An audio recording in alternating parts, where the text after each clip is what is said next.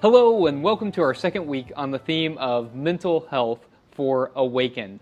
You know, when we read through the Bible, it can be a little weird to see all of these stories about exorcisms, or at least when I read through the Bible and I read about exorcisms, it's odd for me because the first thing I think about is the movie The Exorcist, and the head spinning around and projectile vomiting and ew.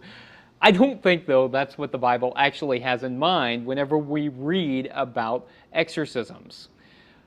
We've got to remember that we're reading about a pre-scientific time where people tried to make sense of the world in which they lived based on the understandings that they had. So whenever there were people who had physical or mental health concerns, a lot of times the explanation given for that was, well, maybe they did something wrong, or maybe they were possessed by a demon. And unfortunately, even though we know better now, some of that language has continued in the church.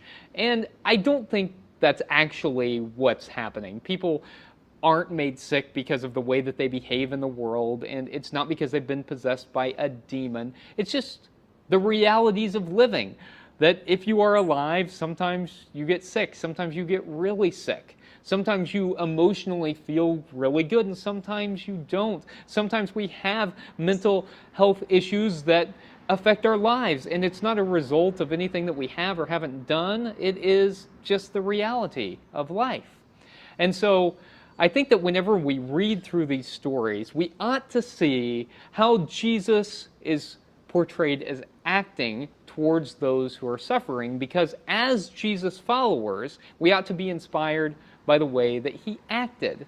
And whenever we read these stories about people being possessed by demons, the way that Jesus always responded to that was by helping the people who were struggling.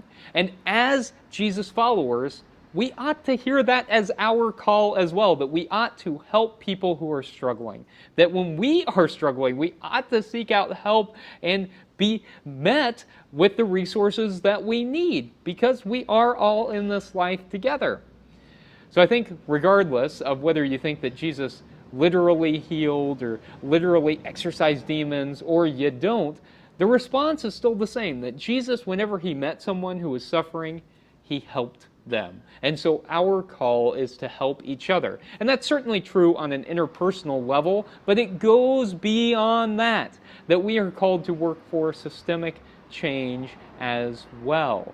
That if we really want to help people, if we really want to help ourselves, if we really want to live in a healthier world, then we have to make it so that resources are available to people in need. We have to work for systemic change. We have to work on legislation that improves access to mental health services.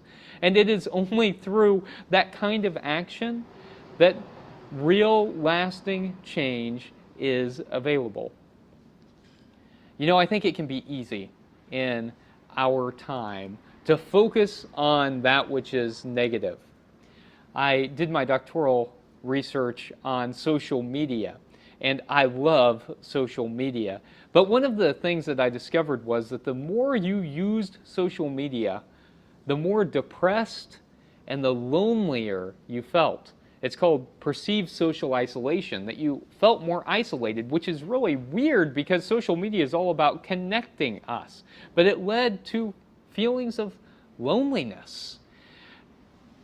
And I think that's because people aren't necessarily interacting and taking care of each other. That we might be interacting, but anonymously. We're not building true connection, true community all the time when we're on social media.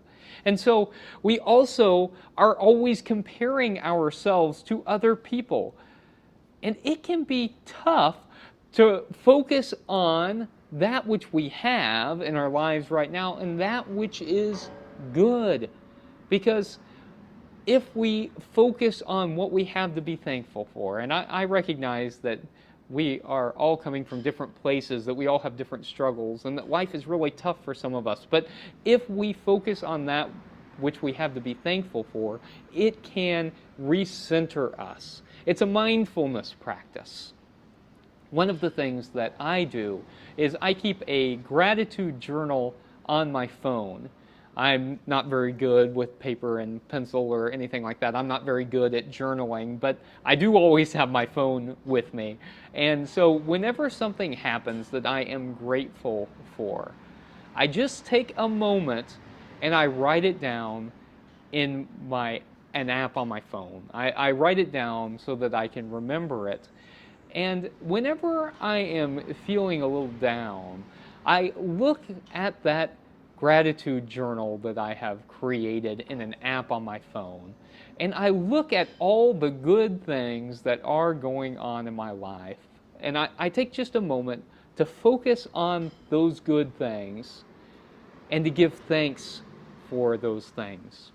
And depending on what your spiritual practice is, it could be sitting down and actually bowing your head and praying, giving thanks. It could be just sitting there for a moment and appreciating that there are good things going on in your life. So this week, the spiritual practice that I encourage you to engage in is to take notice of the positive things that are going on in your life. Be mindful about what is good and appreciate those things. And whenever negative feelings start to creep their way into your brain, if that ever happens to you, focus on the good things.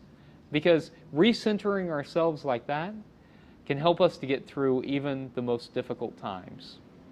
May it be so.